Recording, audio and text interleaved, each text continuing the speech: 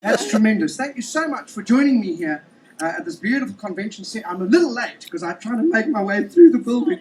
I know, but they gave me the wrong directions. I felt like Osama bin Laden on a recce trip. It was really amazing, madam. How are you? Good, lovely. Nice to see you.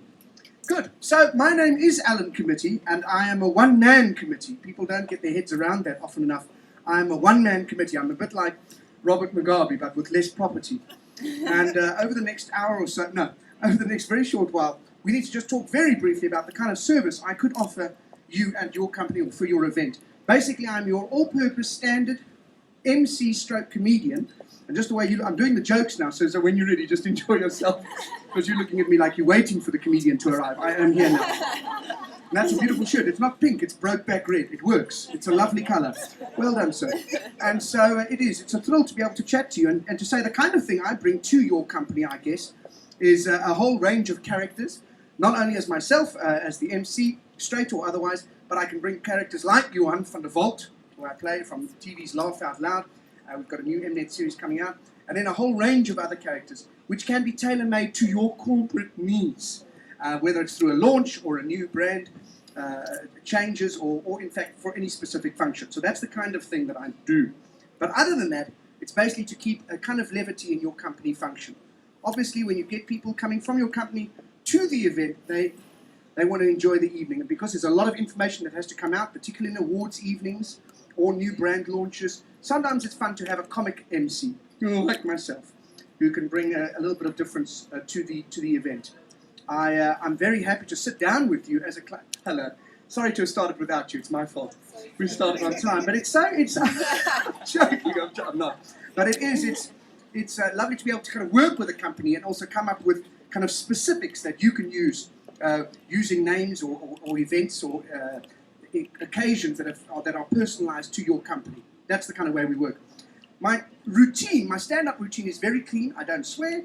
I don't do any kind of heavy political stuff. It's all basically kind of generic stand-up comedy around the theme of stress. My show that I'm doing at the moment at Monte Casino is Stress to Kill. And I talk about stress because I know a lot about stress, madam. I grew up in a very stressful environment. My mother got morning sickness after I was born. And so that was, in fact, I'm not even sure my family were all that fond of us. As children, they built a quicksand pit for us.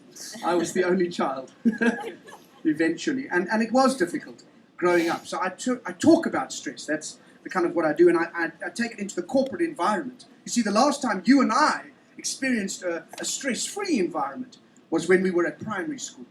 I don't know what the ladies played, but the guys, I don't know if you remember this, sir, we used to play a game called Stingers. Do you remember that? At primary school. We don't play enough games as adults. Stingers was a great game. You took a bucket of water and a tennis ball, you dipped it in the water so it really hurt, and then you would line up your best friends against a wall. I think that's the rule. I can't remember it now. And then you would throw the ball at them. That was the rule. Do you remember it, madam? Yes. You would pelt them from the Latin, pelteo, peltere, peltui. Not a big Latin-loving audience. Okay. And you would throw the ball in places where it would hurt them the most, like the face or the neck or even the begibiles, which is another Latin noun. And then when you walked in after break, you felt so good, madam, so stress-free. But unless you were the kid being thrown, that was never fun. But here is my suggestion to each and every one of you seated here so comfortably on this gorgeous Wednesday afternoon. Why not, when you go back to your workplace tomorrow morning, why not reintroduce the game of Stingers to your workplace? Just for 15 minutes every day. You line up management against one wall. It could be amazing. Yes, or play hide and seek. If your boss can't find you, go home. It's just a suggestion. It might not work. So things are radical. We try and find sources of stress. I talk about upgrades because everything around us is either upgraded or downloaded or uplinked or outsourced. Isn't that true? We even upgrade other people's answers. Have you noticed that? When you say to someone, how are you? And they say, fine. And you go, great. You have upgraded their fine to a great. We want people to feel better than they are, madam. Even if they say how are they, you go, how are you? They go, superb. You go, brilliant. We want to do things better. That's how we work in this world. We've upgraded everything. Movies. Are you a bit of a movie buff, madam? Do you enjoy your films? I love them. But they've upgraded, haven't they? Many years. You're very young. You won't know this. But this man here in front, you will remember, sir. Many years ago, when you were in your 30s. You will remember, we used to watch movies at the drive-in. It sounded like an Indian test batsman, Rahul Dravid, but it wasn't. It was a drive-in. And if you remember, you used to watch the car, or rather watch the movie through the windscreen of your car. Can you imagine that? It was gorgeous. Where are you from, lovely lady? Edenvale. Ah, brilliant.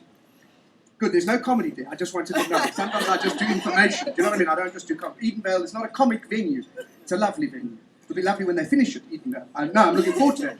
And so you would watch the car, not watch it, but watch the movie through the windscreen of your car. It was brilliant. But to maximize your viewing pleasure, you would maneuver that car on a little ridge off a bilt. I do speak Afrikaans. I'm completely bilingual. And you would maneuver that car. If you maneuvered it too low, you only saw the feet of the actors. If you moved it too high, you only saw the head. And if it was Vin Diesel, you saw nothing. So you would go, hello there. Sorry, how are you? Nice to see you. Thanks for dressing up. It is interesting because all of these things that the driving were... Have you been to a driving show recently? Of course not. They've been up... We've moved away from that. Now, the only one left in the country is at Veldskoen. That is the only driving left.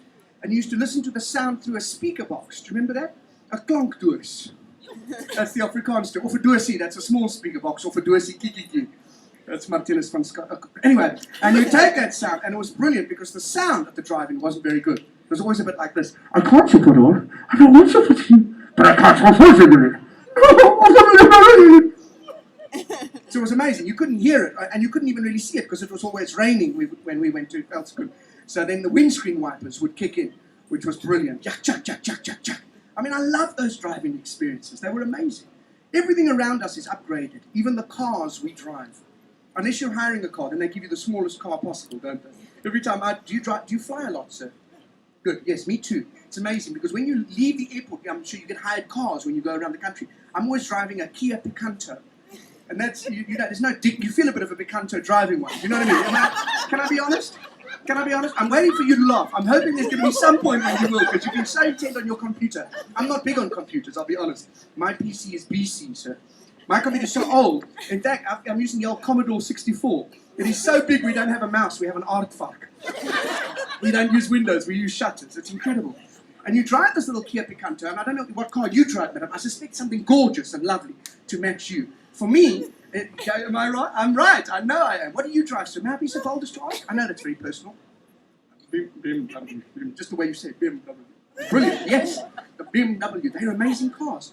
The big cars now, the SUVs, you know these, stands for Sports Utility Vehicles. In Centurion, they call them bakkies. Bakkies with canopies. These cars are enormous. They're so big you can see them on Google Earth. Amazing. We've got to unpack all of these huge things. Cars have got bigger, but cell phones have got smaller, haven't they? And we give cell phones now. I'm doing the show at Monty. Last night we had someone in the audience, a 5-year-old who had his own cell phone. People are now born, and then they cut the umbilical cord and give them the cell phone, don't they? It stands at, in fact, it starts at conception because of Siemens. That's what, no, it's true, please, that is true. The mother gets Nokia'd up, and before you know it, you've got, no, that is true, I've done the research. It is incredible, isn't it? Everything around us is upgraded or downloaded.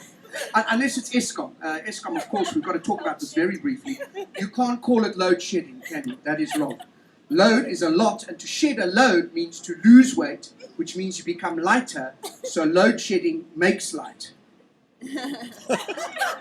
They're bullshitting us, aren't they? To be honest, that's my feeling. It's power failure. That's what we should be talking about.